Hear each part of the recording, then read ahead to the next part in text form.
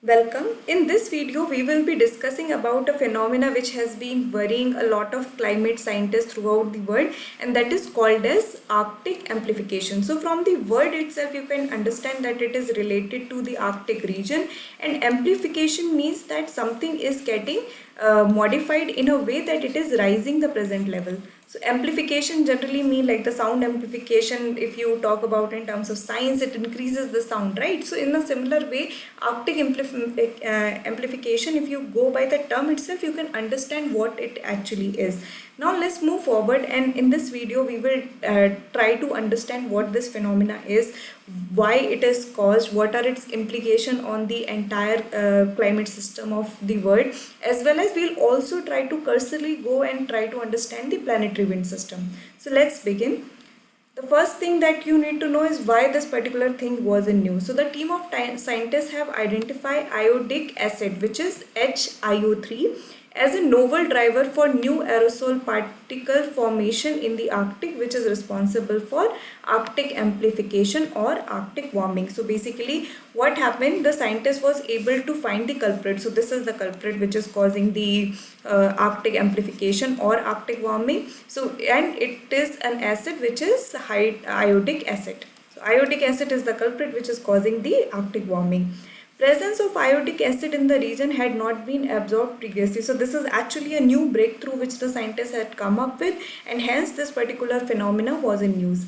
These aerosol particles influence the formation of clouds, as these clouds reflect solar radiation known as aerosol radiative forcing, but also retain heat on the Earth's surface. They have an influence on the warming of Arctic. Now just remember, if in your geography class or when you are reading your basic science, you would have known that cloud formation you need nuclei. Aerosol work as a good nuclei where the cloud like could club together and form the cloud. So what happened, this particular iodic acid also work as an aerosol and help in the formation of cloud. Now what happened with cloud? Cloud could reflect back the radiation which is coming towards the earth, but at the same time it could also trap the earth's surface heat, and because of it what happened, it will have an impact on the overall global warming. So these are the things which has been observed by the scientists, and hence this particular phenomena was in news. Now let's move forward and understand what this particular Arctic amplification is. So over past 30 years, the Arctic has warmed at roughly twice the rate as the entire globe, and the phenomena is known as Arctic amplification. So the whole world is warming, that has been set up, and hence we have a Paris Agreement which is like committing to keep the temperature at 1.5 degree or at least 2 degrees Celsius of pre-industrial level. So that is one of the things because of which the entire world is warming. So that is a fact. Now the thing is, the Arctic region is warming more than the rest of the globe. So that is the thing. So it is even, and the rate is also very high. It is roughly twice the rate of the warming of the rest of the globe. This means that global warming and climate change that are impacting the Arctic are more than rest of the world. Just an example, just try to see the range and the kind of amplification that is happening in Arctic. So the global temperature from 2000 to 2009 were on average 2.6 higher than they were from the 1950 to 1980. So research was done and they figured out that the temperature from 1951 to 2009, it went up by an average of 2.6 degrees Celsius. But for Arctic, it was 2 degrees Celsius. So you can just see that for the rest of the world, the warming was around 0.6 degrees Celsius, but for Arctic it is 2 degrees Celsius. So Arctic is actually warming up at a faster pace or warming up more as compared to the rest of the globe. Scientists first started to see evidence of change in Arctic climate in 1980s. Since then, the changes have been much more pronounced. You can just go that since 1980s, the overall industrial development has also boosted up. Industrial development has paced up, and there is no Because of it, you can just say that because of the overall global warming or overall climate change, the effect on Arctic amplification has also increased. So this is the major thing that you need to know about Arctic amplification. Basically, the rest of the world is warming because of the climate change, global warming, and different other reasons, but Arctic is warming at a higher pace and warming more as compared to the rest of the globe. So this is something you need to know. Now let's move forward and try to understand the causes, that why this particular thing is happening. So the first thing that you need to know is change in albedo. What is albedo? It is a measure of how much light that hits a surface is reflected without being observed. So what happens if it is like a perfectly white surface, it will not be absorbing light and it will be reflecting it back. Hence, ice cover is actually considered as the one which has the highest albedo. But now what happened because of the melting of ice, what happened, it will like expose the darker ocean, like the water is kind of more dark than white. So hence it will absorb more sunlight and which will ultimately lead to increase in temperature. So that is how the albedo is affecting the climate in Arctic. So the more and more ice melt, the more and more ocean will be open and it has less albedo as compared to the ice. Also, one of the thing, like it was in news way back, and in fact there is one documentary also by Leonardo DiCaprio where he talked about how this particular industrial revolution has affected Greenland. And last year also there was a protest regarding how the soot has formed. Now soot is something, it's a black material which is formed over the layer of Greenland. Greenland is ice covered generally, like the white sheet which had the highest albedo. But then now the soot formation, it is black, it will observe most of the energy or most of the heat which is coming towards the earth, the sun rays, and it will trap that heat and ultimately leads to more melting of ice. So this is the effect which is seen because of the change in albedo. Now there is also another geographical phenomena that is causing the Arctic amplification, that is changing ocean current. Now ocean current normally bring in warmer water from the Pacific and colder water exits out of Arctic into the Atlantic. So this is how the normal, if you have seen the like what you can say conveyor belt for ocean current, you see that the warmer water try to go towards the cold water and cold water comes towards the warm water. So the water from tropics go towards the polar region and the polar water will try to come towards the tropics, and hence the whole mixing happen. So what happens, those current may be changing because more melting ice is injecting into Arctic Ocean with fresh water. So now what happened, because of the melting of ice, the fresh water will be included into the Arctic Ocean.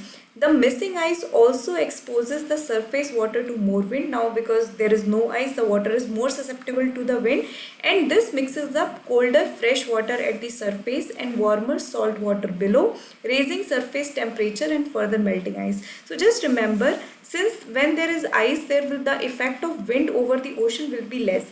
When the ice is melted, the wind will directly work on the water and it will cause the ripple. So there will not only be the horizontal movement but also the vertical mixing also start to happen, and this is will lead to this, like the warmer sea salt water which is like at the lower level in ocean, it will also try to come up and it will replace the cold water which just got melted by ice, and hence this will again, the surrounding region will also get warm and more ice will melt. So it will again lead to the vicious cycle of increasing of the temperature. So this is how the changing ocean current is causing the Arctic amplification. Now the next thing that we need to know in terms of causes is the changing weather. Ocean currents drive the powerful polar jet stream which moves hot cold air masses around the northern hemisphere. This is a product of temperature differences between the Arctic and tropics. So if you have read your basic like planetary movements of winds, you would have known that the winds move from high pressure to low pressure. So what happened over here, and also the pressure is dependent on temperature. So in general what happened, the temperature difference is the one which is causing the movement of the wind on the entire globe. But as Arctic warms, the jet stream now undulates wildly north and south. So what happened? There is an instability between the wind formation, and this has been injecting the Arctic with warm air. So now the warm air will be getting more into the Arctic. Also, another reason is the thunderstorm.